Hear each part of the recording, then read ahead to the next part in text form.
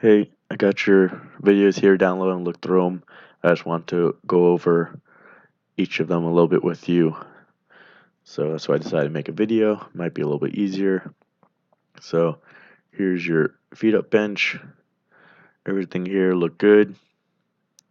Uh, we can squeeze your shoulder blades a little bit for the feet up bench, but we're not trying to arch. Um, Elbow position and bar position on these look fine. So these look good. I'll go to the next video. So looks like your feet are better on this. It's flatter. The only thing we'll have to work on is it looks like you're tucking in the elbows too much, and then as you're going up, the elbows kind of stay in the whole time. So the elbows never go out, and the bar never goes more over the shoulders. So probably what happens when it gets heavy is that you push more straight up rather than back towards the rack, and it'll make it harder. So we don't want to try and over tuck the elbows too much. So it's fine to have the elbows pointed out more. So when it's here, you see how the forearm is bent back a little bit? You can actually have your forearm more straight up and down. So your elbow would actually be pointing here rather than in there. So you can try and focus on that a little bit of not over tucking and try and get the forearm more vertical in the bottom position. And then think about pushing back towards the rack or back towards your face as you're going up. For the deadlifts here, obviously I would not recommend using your sandals. But with this lift, what I see is it looks like maybe you're sitting down too much, and then what's happening first is here your hips will tuck underneath you, and they'll kind of round over your back, and then your knees will also come in a little bit. So here, the hip is kind of tucking in underneath. So the difference between the hip position here and here, you can see the hip kind of goes up a little bit, and your butt kind of tucks underneath you. And then here, the knee still stays in a pretty good position, so it's mostly just the hip. So what you want to focus on is not sitting down too much, because we're not trying to squat the weight. So instead of sitting down too much and having the hip shoot up, try and start in a more hip higher position, and then really focusing on trying to squeeze the abs and not letting this butt tuck underneath you. It might also help if you point your head down a little bit, so you're not cranking your neck really far back. That might help a little bit with figuring out the right position and get everything tight. But from there, up is good. Lockout is good. Going over to this deadlift, it's a similar thing. You're trying to sit down too much, and the first thing happens is kind of the hips are tucking in underneath you and coming up a little bit. So we don't want to squat the weight up. We want to try and bend over more at the waist. And here you can see your knee is here and your toes are here. So we actually want to try and get the knees out more to here. So everything in here is in a line. So we want to focus on that too. I'm trying to get the knees out, keep the hips a little bit higher, and try and get everything tight.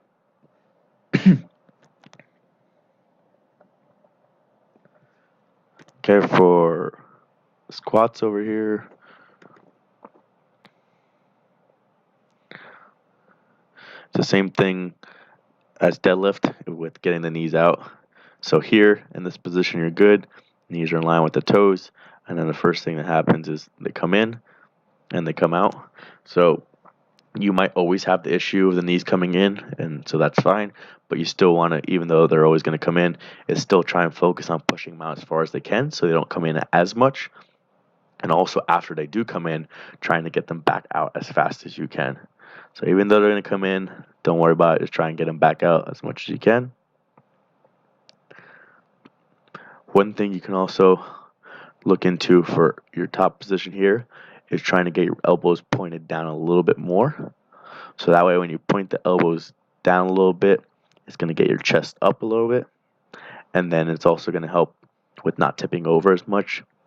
So a lot of times the angle of your torso and the angle of your arms will match as you're coming up. So if you have your elbows flared up, then you're going to tip over and it's kind of going to match it. So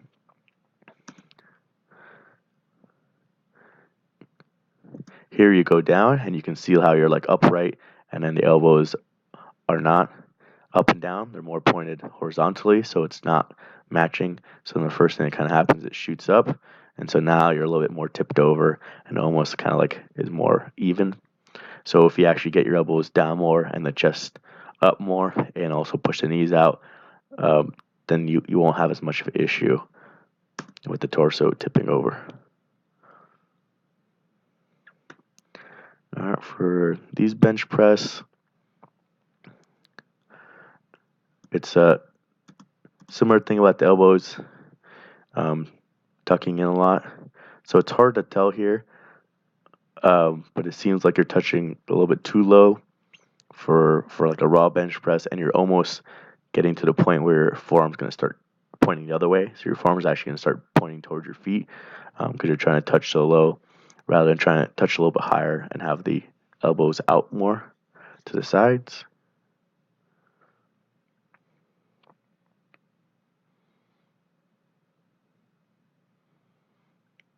Other than that, that one looked fine. We'll take a look at this one.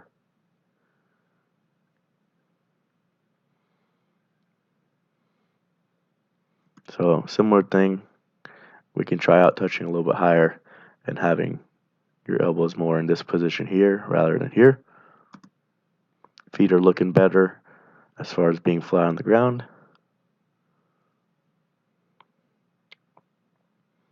And then the actual press is pretty solid. With the elbows out more and touching a little bit higher, you'll be able to also think about pushing more back towards the rack, pointing back to your chest. And so that'll make your lockout a little bit easier as well. I had a couple more videos here. So here you can also see again the elbow issue where your elbows are really pointing out to the sides. And so in this position at the top, before we even start squatting, we want to try and have the elbows down a little bit more. You can see how the wrist is very far from being straight as well. It's very bent. So if we can get our elbows pointed down a little bit more, then you get the wrist straight a little bit as well.